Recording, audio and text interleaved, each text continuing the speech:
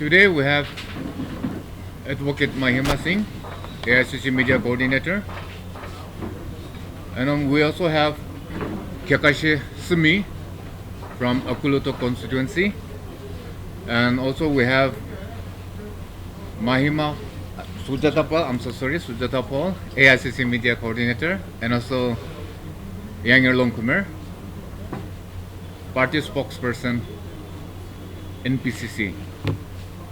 Alam quits as NDPP working president. Mr.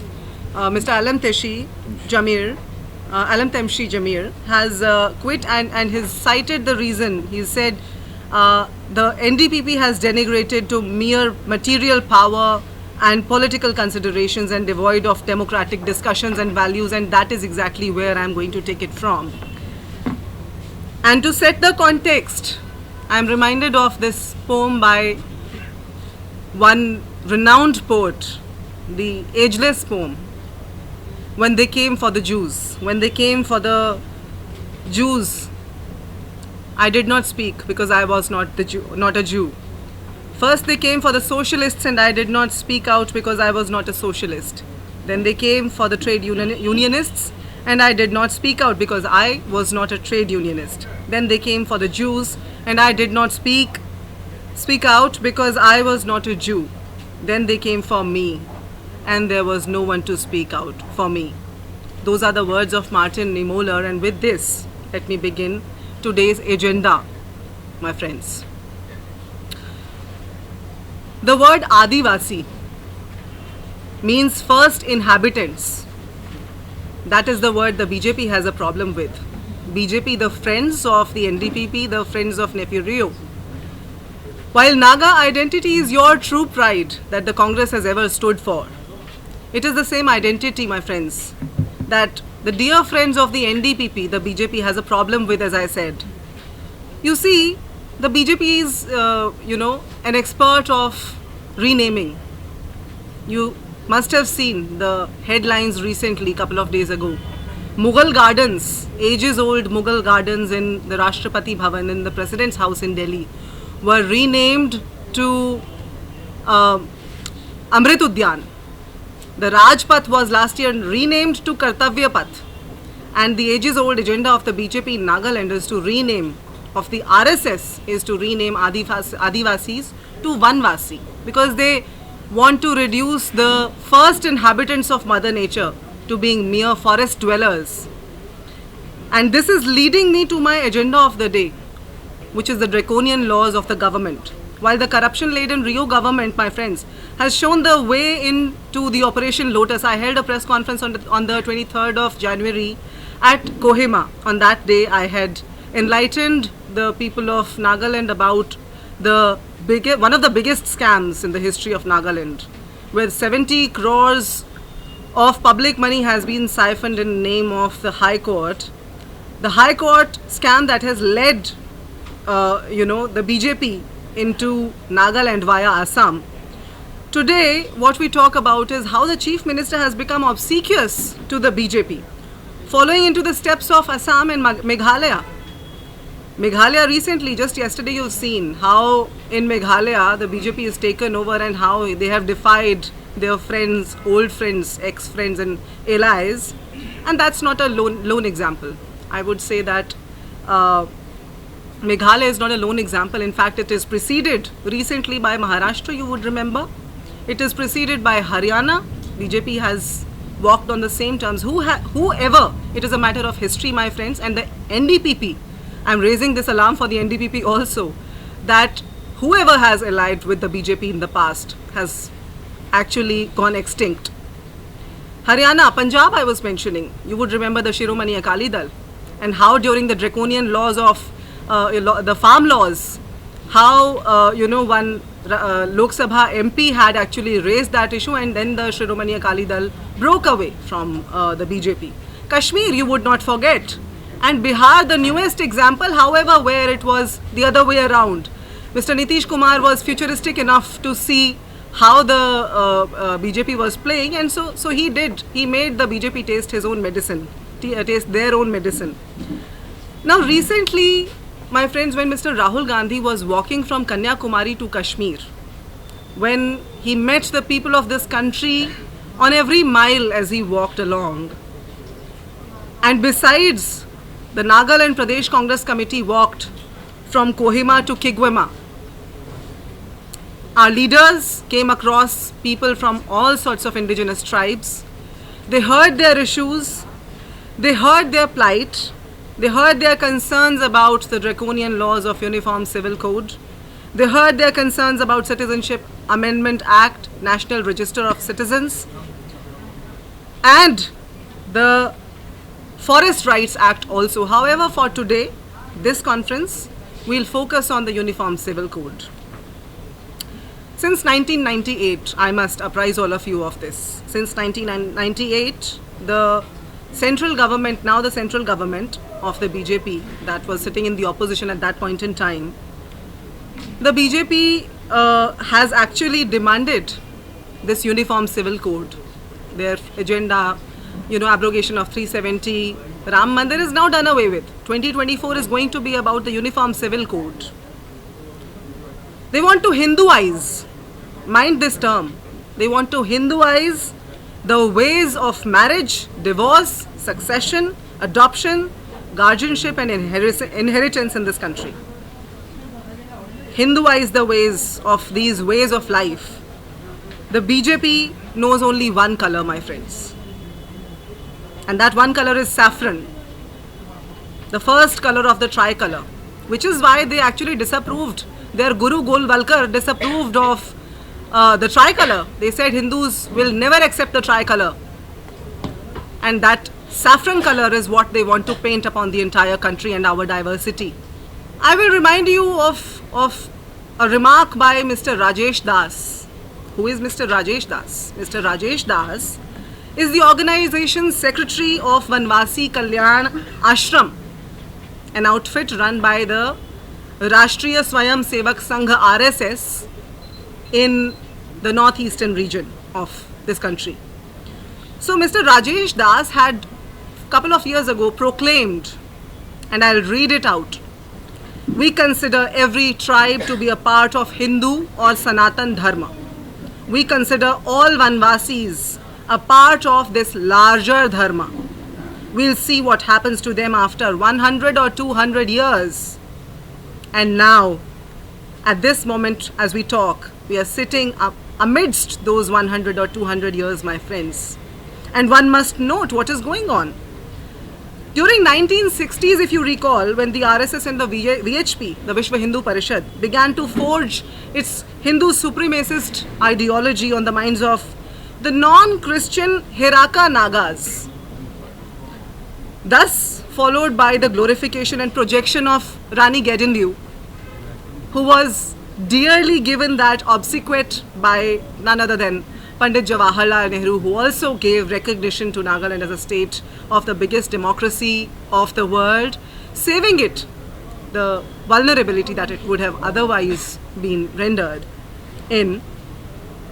So this glorification and projection of Rani Gedinliu, projecting it as if it is the BJP or the RSS or the Hindu culture which led her to do what she did, the remarkable movement that she led against the British. Then recently, I'm talking about the history and now I'm bringing you to the present situation now. Now what is happening? This glorification is happening, this including the Nagas into the Sanatan Dharma is happening. Now where they are headed? You would see that more recently multiple institutes by Patanjali in the area of the northeastern states, leading to BJP's resolve of the ultimate Hindu Rashtra, is being executed.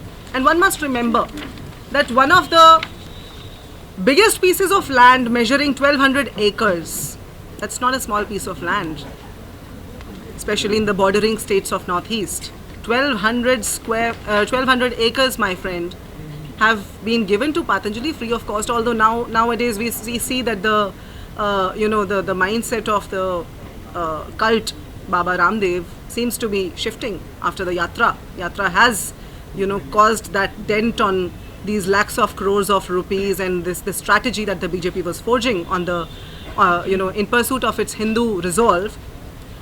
Now, while the BJP will swear on Hindu, uniform civil code in the general elections of 2024,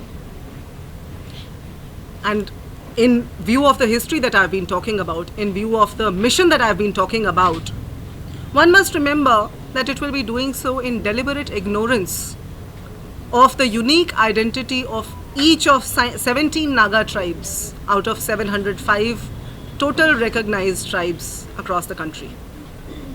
Hence, a draconian law like the Uniform Civil Code is driven by the Hindu nation resolve of the BJP. And it doesn't end at Northeast region, at the states of Seven Sisters. Let me tell you that. It goes beyond. It goes to Myanmar. You go to the websites of the BJP and the RSS and read a little deeper and you will find out. So, a draconian law like the Uniform Civil Code, when it is driven by the Hindu national resolve of the BJP and the RSS, directly attacking the identity of 104 million people of scheduled tribes that comprise 8.6% of the total population of this country, which again, another pothole that I am going to indicate at. The census last happened in 2011 and the BJP is deliberately delaying it. So the numbers that we have at hand are only projected numbers because we don't have the actual numbers, and the Nagas would actually number much more if the census was held today. But the BJP government, in its pursuit of Hindu national resolve, doesn't want to hold that census. In a border-bound state like Nagaland, the draconian law of Citizenship Amendment Act after Uniform Civil Code, let me also briefly touch at Citizenship Amendment Act and the National Register of Citizens. These acts, if they were executed, if the Supreme Court did not intervene, what would happen? And what is bound to happen? It will compel the innocent people of Nagaland, the non-Nagas, the minorities of Nagaland, many of whose ancestors came to this beautiful land generations ago. They'll be rendered homeless. You know what is happening in the state of Assam. Because they'll not be able to show the papers that the BJP is asking for, because they won't be able to show that, that they have lived in this country, that they are very much a part of this country. When a Rishi Sunak becomes a prime minister in the country of Britain, we take pride. Then why don't we take pride in the migrants of this country, generations of whom have, lived this land, have walked this land, have added value to this land, share a symbiotic relationship with the people of Nagaland and elsewhere. Now guilty of brazenly breaching trust of its PDP, of its ally PDP in Jammu and Kashmir. The gist of everything that I am saying, that I have remarked so far, is the breach, the deception, the defiance that the BJP renders upon each of its allies. In Kashmir, what has happened, and where Nagaland is headed, mind you, the PDP, the People's Democratic Party in Jammu and Kashmir, was, torn apart from the alliance unethically, and the BJP did not have numbers, So, President's rule happened. Until date, after the unconstitutional abrogation of Article 370, the state of Jammu and Kashmir awaits an election, awaits its full statehood, awaits for the right to vote, awaits for a voice. And you would remember it was almost above a year that there was no internet, there was no media allowed. Just yesterday, Siddique Kappan got released in Kerala. The journalist who's been behind the bars for 2 years, and this must be an alarm for the members of the media and for the citizens of this country. So, the state is now bereft of statehood, the state of Kashmir. And now what is happening in Nagaland? The Enforcement Directorate, as I also pointed out in my last press conference, has reached the office of the Chief Minister, Mr. Nefirio. And so, the state of Nagaland is bound to meet the same fate if Mr. Nefirio doesn't bow down to the ways of the BJP or let's say if he doesn't choose to, and we can clearly see that he's choosing to, which is why Mr. Alam Teshi has left his, his company, because that's what the NDPP is doing here. So the NDPP is bound to meet the same fate as the PDP in Kashmir, leading the people of Nagaland to the dungeons of draconian laws like the UCC, CAA and NRC. And more recently, the fate of NPP in the state of Meghalaya and 3 other allies. You would know what has happened to to the CM, Mr. Sangma. You would better know. And BJP has yet again dumped across the states those who are responsible for their very existence. Friends, you must note here, the model of the Operation Lotus is that they come to a state forging alliance with the local players. They play upon their strengths. They pull them into circumstances where they can be blackmailed, made to sit before the very institutions that the center controls today, the constitutional institutions that the center controls today, unethically so, illegally so, and then those allies are left helpless, leaving their people vulnerable. The people who placed their faith in the regional parties, opting them above the national parties, thinking that these regional parties, their leaders will represent their interests well. However, not knowing the innocent people of Nagaland that Mr. Rio would lead them astray like this. Now, so this is the Kashmir model of Operation Lotus, as I pointed out, and it is sad that the outcome will be abrogation of 371A, I fear, in Nagaland. Abrogation of 370 has happened on the same line in Kashmir. We fear that there could be abrogation of 371A tomorrow if there's a uniform civil code, if the Hindu national resolve of the BJP meets its conclusion. It's important to point out here that even your former chief minister from the NPF, Dr. Sharojele Lezitsu, who had, on one hand called the BJP the natural ally of the NPF, has admitted, and I'm quoting him, that there are elements fiercely and furiously doing the utmost to pierce the Trishul, the trident, into the heartland of Christ. Are we going to make the Christ bleed once again? That's the question we need to ask in our conscience to ourselves. While we at the Congress, we've been marching for the very protection of the Constitution, for every community of India that exists in this democracy, which protects us, protects all identities, protects the identity of Nagas, which is so dear to the rest of the country. We are marching against the draconian vision of this government. We are marching against the love of Rio government for the draconian ways of this government. And we want to leave you with these 5 questions, my friends. My Naga friends, I want to address each one of you when I ask each one of these 5 questions, and I want you to raise these questions in your heart from your own self. Will CM Rio allow the Hindu national resolve of this question is to the Chief Minister. Mr. CM, will you allow the Hindu national resolve of the BJP to pierce through the indigenous culture, the unique culture of the Nagas? Or will you speak up, Mr. CM? If not now, then when? Will Nagas allow politics of slogan to overpower the politics of indigenous rights?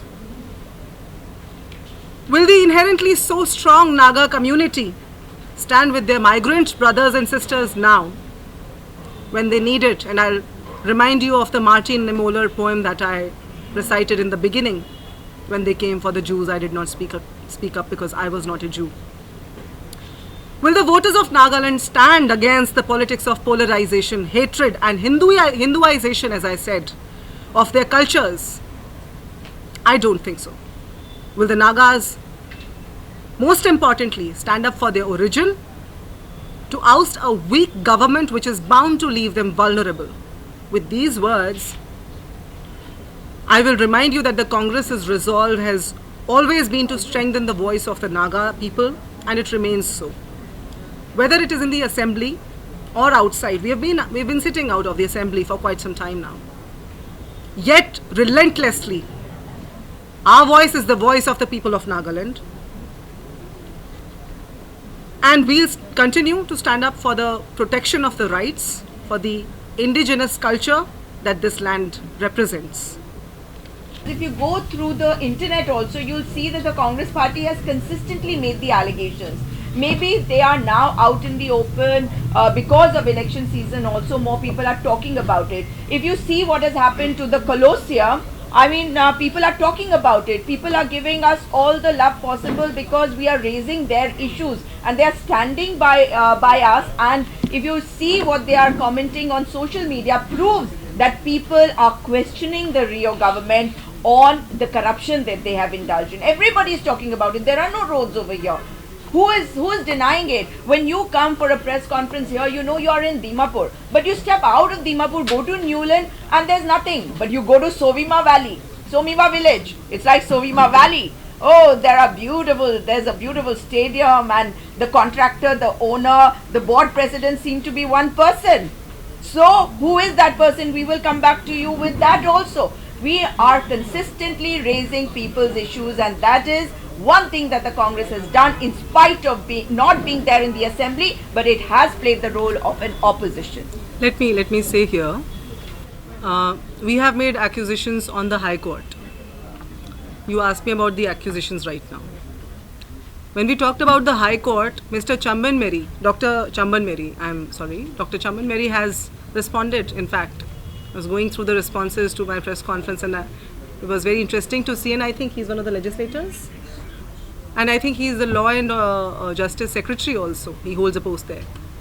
And he says that anybody who wants to, he responds directly to me, and I'd like to talk directly to Dr. Chamban Mary, and I'd like to say that it was just 5-6 months ago that your governor, Mr. Mukhi, had actually, raised his discontentment, disappointment about that project. Yet, you say that you can come with me to see that it is 95% complete. We've been hearing that for the past almost 3 years, and it was only earlier in the year 2022 that the CM and his allies were made to sit before the Enforcement Directorate. A scam that makes the Chief Minister sit before the Enforcement Directorate at the behest of the BJP leads the Nagaland people, Nagaland citizens very vulnerable.